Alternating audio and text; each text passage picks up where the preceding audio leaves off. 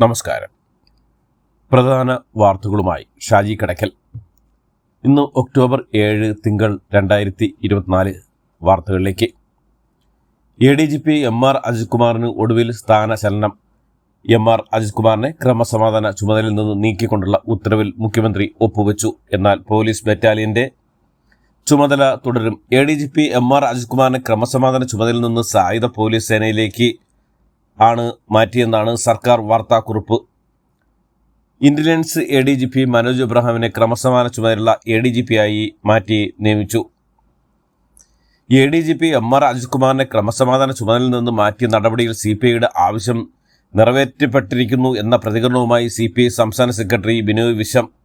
ഇത് LDF രാഷ്ട്രീയത്തിന്റെ വിജയമാണെന്നും ബിനോയ് വിശ്വം പറഞ്ഞു. അജിത് കുമാറിനെ ചുമതലയിൽ നിന്ന് മാത്രം മാറ്റിയതുകൊണ്ട് പ്രശ്നം അവസാനിക്കുന്നില്ലെന്നും തൃശൂർ പൂരമടക്കമുള്ള വിഷയങ്ങൾ വിശദമായ അന്വേഷണവും അതുമായി ബന്ധപ്പെട്ട തുടർ നടപടികളും ഇതിന്റെ ഭാഗമായി ഉണ്ടാകും എന്നാണ് പ്രതീക്ഷിക്കുന്നതെന്നും CPI നേതാവും തൃശൂരിലെ ഇടതുപക്ഷ മുന്നണിയുടെ ലോക്സഭാ സ്ഥാനാർത്ഥിയുമായിരുന്ന സുനിൽകുമാർ പറഞ്ഞു.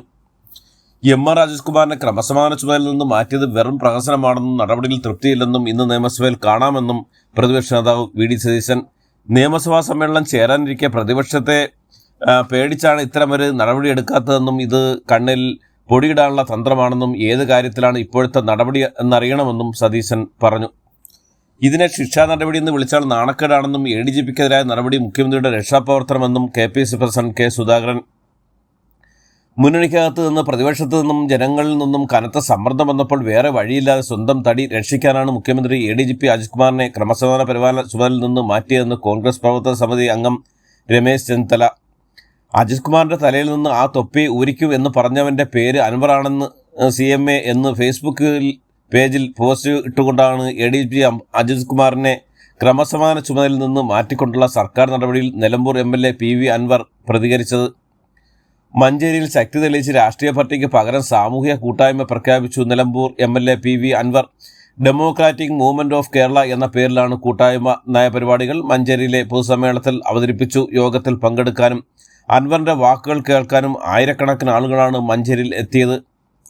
നയം പ്രഖ്യാപിച്ച് PV അൻവറിന്റെ democratic movement of Kerala Malappuram Kozhikode ജില്ലകളെ വിഭജിച്ച് കേരളത്തിൽ 15ാമത് ജില്ല കൂടി രൂപീകരിക്കണം. രാഷ്ട്രീയ സാമ്പത്തിക സാമൂഹ്യ നീതി, ജനാധിപത്യത്തിന് ജാഗ്രതയുള്ള കാവൽ, കുട്ടികൾക്കും സ്ത്രീകൾക്കും സുരക്ഷ, പ്രവാസി വോട്ടവകാശം ഉറപ്പുവരുത്തണം, സ്റ്റാർട്ടപ്പുകളെ പ്രോത്സാഹിപ്പിക്കണം, സംരംഭക സംരക്ഷണ നിയമം നടപ്പിലാക്കണം, സ്കൂൾ സമയം 8 മണി മുതൽ 1 മണി വരെ ആക്കണം, ആരാധനയ്ക്കും വിശ്വാസത്തിനും സ്വാതന്ത്ര്യം, സാമൂഹ്യനീതി, ജാതി സെൻസസിലൂടെ തുടങ്ങിയവയാണ് നയരേഖയിലെ പ്രധാന കാര്യങ്ങൾ. ADGP അജിത് കുമാറിനും പൊളിറ്റിക്കൽ സെക്രട്ടറി P ശശിക്കുമെതിരെ ആരോപണം തുടർന്ന് PV Anvar MLA democratic movement of കേരളയുടെ നയപ്രഖ്യാപന വേദിയിലാണ് നിശിതമായ വിമർശനം ഉണ്ടായത്. DMK പ്രവർത്തകരെ അഭിവാദ്യം ചെയ്തുകൊണ്ടാണ് PV അൻവർ പ്രസംഗം ആരംഭിച്ചത്. താൻ ചെന്നൈയിൽ പോയതാണ് പുതിയ കോലാഹലമെന്നും തമിഴ്നാട് മുഖ്യമന്ത്രി MK സ്റ്റാലിന്റെയും DMKയുടെയും ആശീർവാദത്തിനാണ് ചെന്നൈയിൽ പോയതെന്നും PV അൻവർ പറഞ്ഞു. CPMനും BJPയും തമ്മിൽ പാലക്കാട് ചേലക്കര ഉപതെരഞ്ഞെടുപ്പിൽ ധാരണ ഉണ്ടായിട്ടുണ്ടെന്നും CPMും BJPയുമായുള്ള വോട്ട് കച്ചവടത്തിന് നേതൃത്വം നൽകിയത് ADGP അജിത് കുമാറാണെന്നും അൻവർ ആരോപിച്ചു.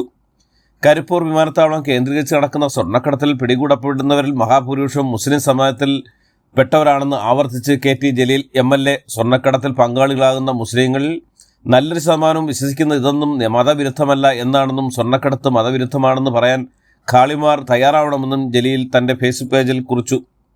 സ്വർണ്ണക്കടത്തുമായി ബന്ധപ്പെട്ട് KT ജലീൽ നടത്തിയ പ്രസ്താവന നികൃഷ്ടവും അപകടകരവുമാണെന്ന് ഒരു സമുദായത്തെ മുഴുവൻ കുറ്റവാളികളായി ചിത്രീകരിക്കുകയാണെന്ന് ചെയ്തതെന്നും മുസ്ലിം ലീഗ് ജനറൽ സെക്രട്ടറി PM.A. സലാം. എന്തെങ്കിലും നേട്ടത്തിനു വേണ്ടി ഒരു സമുദായത്തെ ഇരയാക്കരുതെന്നും ഇതാണോ CPM നിലപാട് എന്നും MV ഗോവിന്ദൻ വ്യക്തമാക്കണമെന്നും അദ്ദേഹം ആവശ്യപ്പെട്ടു.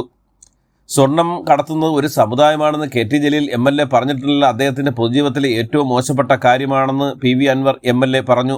ജലീൽ അത്രയ്ക്ക് തരം താഴുമോ എന്നും അൻവർ ചോദിച്ചു.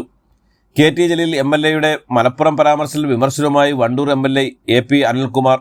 പിണറായി ഭക്തി പ്രകടിപ്പിക്കാനുള്ള ആയുധമാക്കി മലപ്പുറം ജില്ലയും ജനങ്ങളെയും മാറ്റി എന്നുള്ളത് അങ്ങേയറ്റം പ്രതിഷേധാർഹമാണെന്നും അനിൽകുമാർ തന്റെ ഫേസ്ബുക്ക് പേജിലൂടെ പറഞ്ഞു. സ്വർണ്ണക്കടത്തുമായി ബന്ധപ്പെട്ട് KT ജലീൽ MLA നടത്തിയ പ്രസ്താവന ദുരുദ്ദേശമാണെന്ന് SYS നേതാവ് നാസർ ഫൈസി കൂടത്തായി.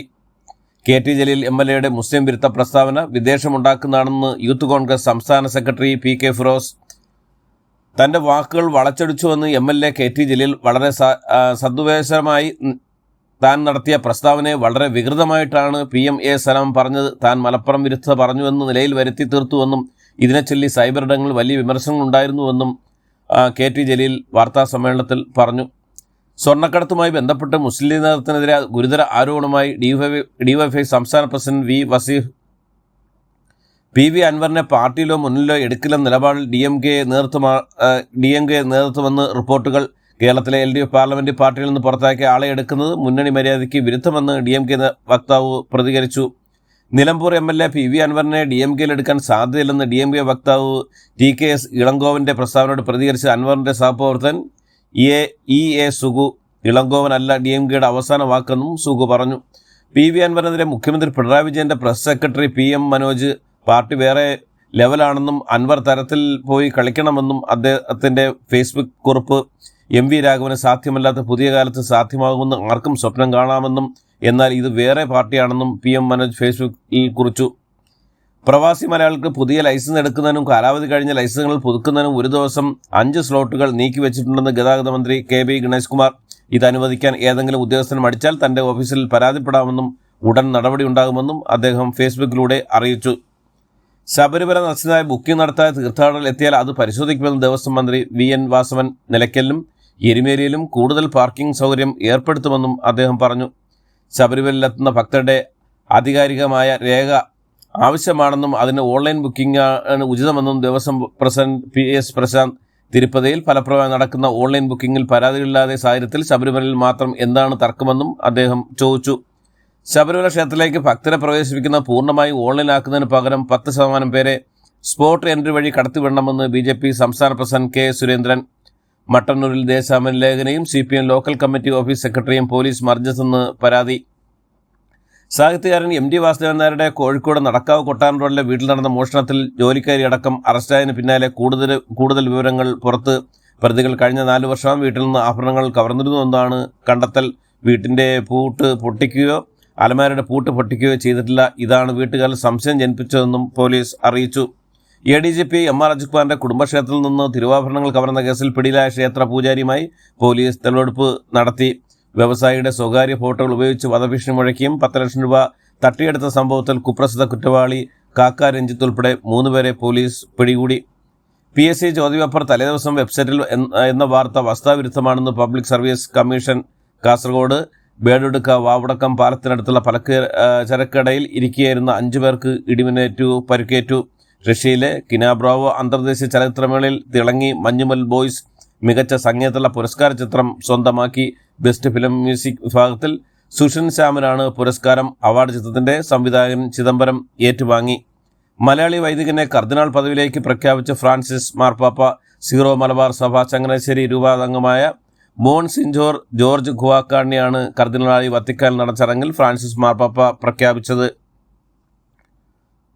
ലഹരിക്കടത്ത് ശൃംഖലയുമായി ബന്ധമെന്ന് വിവരം ലഭിച്ചതിനെ തുടർന്ന് കുപ്രസിദ്ധ ഗുണ്ട ഓംപ്രകാശിനെ കസ്റ്റഡിയിലെടുത്ത് കൊച്ചി മരട് പോലീസ്. ഇതോടുകൂടി ഇന്നത്തെ വാർത്തകൾ അവസാനിക്കുന്നു. എല്ലാവർക്കും നന്ദി, നമസ്കാരം.